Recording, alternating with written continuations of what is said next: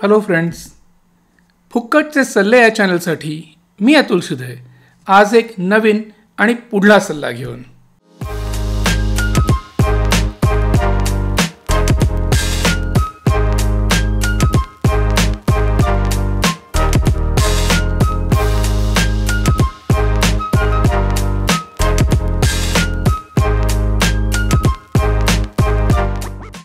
Acting किंवा अभिनय क्षेत्रात फिल्म लाईनमध्ये, मग ते हिंदी असेल किंवा मराठी असेल, ज्या काही घटना घडत असतात त्याचं एक प्रमुख ठिकाण आपण असं म्हणू की मुंबई, की मेजर सिटीज आहेत की जसं चेन्नई आहे, हैदराबाद आहे, तसं कलकत्ता आहे, तसं मुंबई.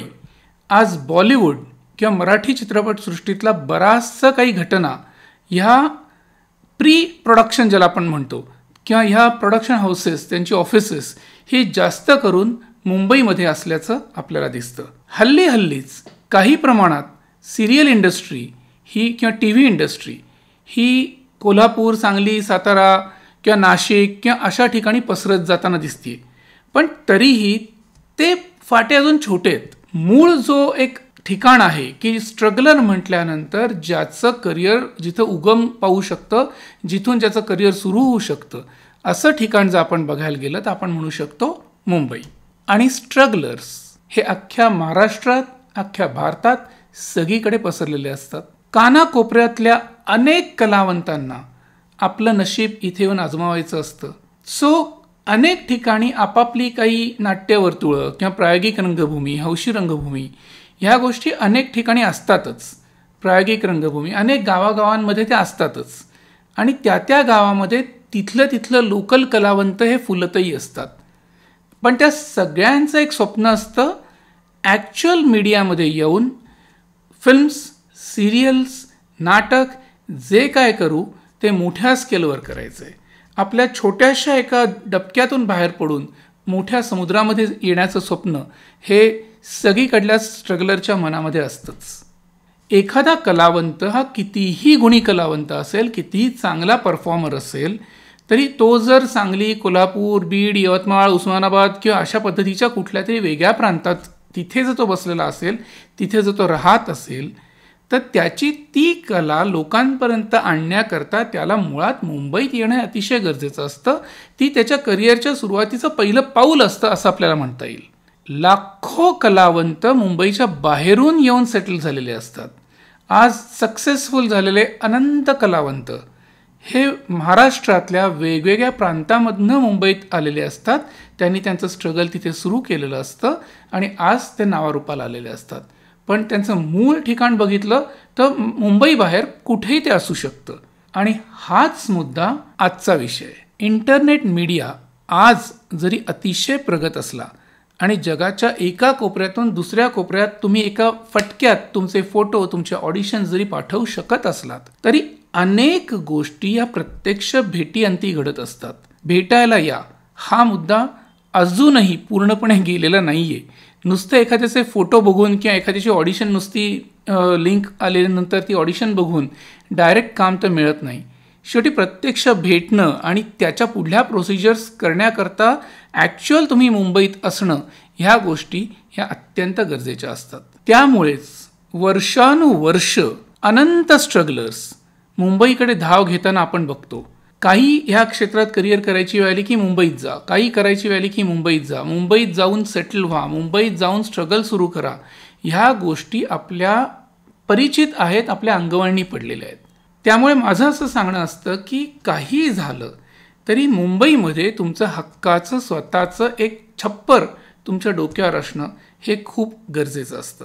अनेक मुलांचं असं म्हणणं असतं की मुंबईत आमची राहायची वगैरे अशी काही जागा नाही आहे, पण आमचे नातेवाईक आहेत, आम्ही त्यांच्याकडे जाऊन राहू. तर माझं एक कळकळीची विनंती असते सगळ्यांनाच, नातेवाईक तुमचे कितीही प्रेमाचे असतील, हक्काचे असतील, जवळचे असतील, तरी 4 दिवस पाहुणं म्हणून त्यांच्याकडे जाणं, कोडकौतुक करून घेणं आणि परत येणं हा मुद्दा वेगळा असतो.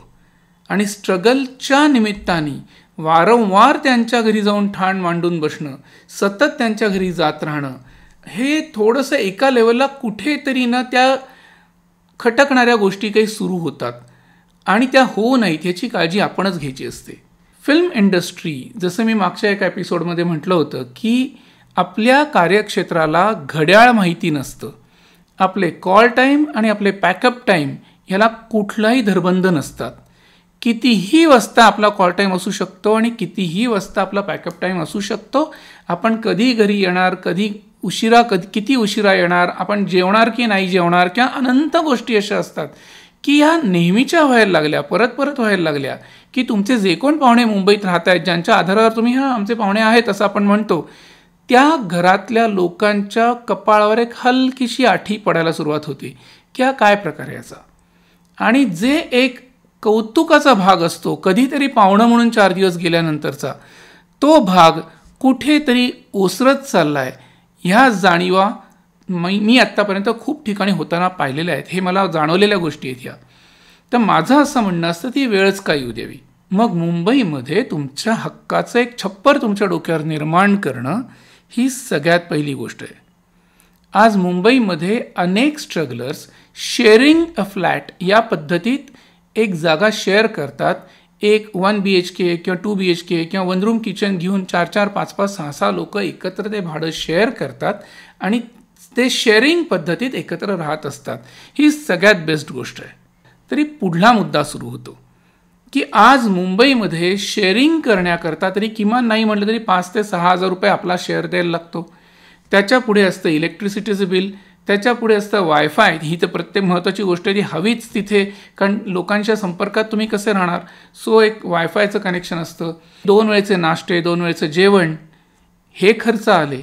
सो आज कितीही नाही म्हटलं तरी काटकसरीत राहायचं म्हटलं तरी मुंबईमध्ये आज एका माणसाला मिनिमम अवस्थेत जगण्यासाठी 12,000 ते 15,000 तर कुठेच गेले नाहीत.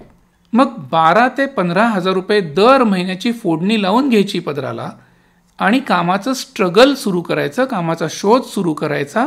जे कधी मिळणार, किती महिन्यांनी मिळणार, कधी मिळणार, किती मोठं मिळणार, त्यातून किती पैसे मिळणार, हे कुठल्याही प्रश्नांची उत्तरं तुमच्या मनात नसताना दर महिना 12,000 ते 15,000चा एक चुना आपल्या पदराला लावून घेत मुंबईमध्ये जाऊन सेटल होणं, हे खरंच किती लोकांना शक्य होतं.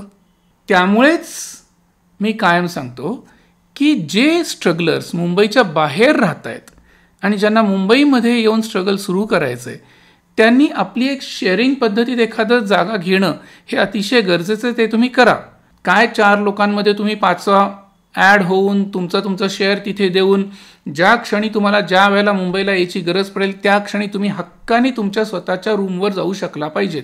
ही सोय तर तुम्ही नक्की करा. पण तसं एक आपण जागा निर्माण केली म्हणजे मुंबईत जाऊन राहायला पाहिजे हे मात्र करू नका. तुम्ही राहा तुमच्या घरी, जिथे कुठे असाल तिथे. जसं मी कायम सांगतो की दोन्ही पायांनी उडी मारून इथे यायचं नाही. एक पाय दुसऱ्या कुठल्याही क्षेत्रात फिक्स करा. तुम्ही पार्ट टाईम जॉब करा, तुम्ही फुल टाईम जॉब करा, तुम्ही काही बिझनेस करा, जे काय कराल ते आपल्या घरी राहून करा. म्हणजे कसं होतं, तुमचे इतर खर्च असतात, 2 वेळची जेवणं, नाश्ते, चहापाणी किंवा विजेची बिलं किंवा ही जी इतर ज्या काही गोष्टी असतात, ह्या गोष्टी तुमच्या तिथे वाचतात. तुम्ही तुमच्या घरी राहता, आपल्या घरात राहता, आपल्या घरचं खाता. शिवाय तुमचं जे काही स्ट्रगलच्या व्यतिरिक्त जे काही कमाईच्या गोष्टी तुमच्या चालू असतात त्याही तुम्ही तुमच्या घरी बसून चालू ठेवू शकता. पण मुंबईत ती जागा का घेऊन ठेवायची? तर अचानक तुम्ही पाठवलेली ऑडिशन कोणाला आवडली, तुमचे फोटो कोणाला आवडले आणि कोणी तुम्हाला पटकन भेटायला बोलवलं, तर अरे बापरे, आता मुंबईत जाऊन मी राहू कुठे, आता काय करू, हा मुद्दा राहत नाही. तुम्ही हक्काने उठून आपल्या स्वतःच्या घरात येऊ शकता. जे काय ज्यांनी कोणी तुम्हाला भेटायला बोलवलं असेल त्याच्याबरोबरचे आपले सगळे विषय संपवू शकता. ते भेटीगाठी झाल्या की फार तर एखाद दुसरा दिवस तिथे राहून अजून एखादा दुसरा कोणाला तरी भेटता येतं का याचा अंदाज घ्या आणि परत आपल्या घरी निघून या. ह्याच्यामुळे होतं असं की इतर जे खर्च असतात, ट्रॅव्हलचे, फूडचे, हे अनंत खर्च तुमचे वाचतात आणि जे काय 15-20 हजाराचा चुना जो तुम्हाला मुंबईत जाऊन तुम्ही राहिलात तर जो लागणार असतो, तो तुमचा खर्च हे महिना 5-6 हजाराचं जे काय तुम्हाला शेअर द्यायचा आहे त्या जागेचा त्या इतर मुलांना, तेवढ्यावर तो खर्च थांबतो. कारण हा बेस आहे, ही बेसिक इन्व्हेस्टमेंट आहे. आज जगातला कुठलाही धंदा इन्व्हेस्टमेंटशिवाय सुरू होऊच शकत नाही. सो एक बेसिक पोर्टफोलिओ करून घेणं, त्यानंतर अशी एखादी जागा आपल्या एक छप्पर निर्माण करणं मुंबईमध्ये, या अतोनात बेसिक इन्व्हेस्टमेंट्स आहेत तुमच्या आणि ह्या करणं हे अत्यंत गरजेचं असतं. ह्या इन्व्हेस्टमेंटशिवाय तुमचं करिअरचं पुढलं भवितव्य काही वाटचाल सुरूच होऊ शकत नाही.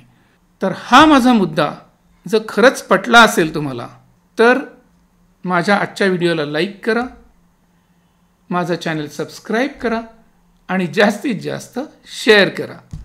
थँक्यू.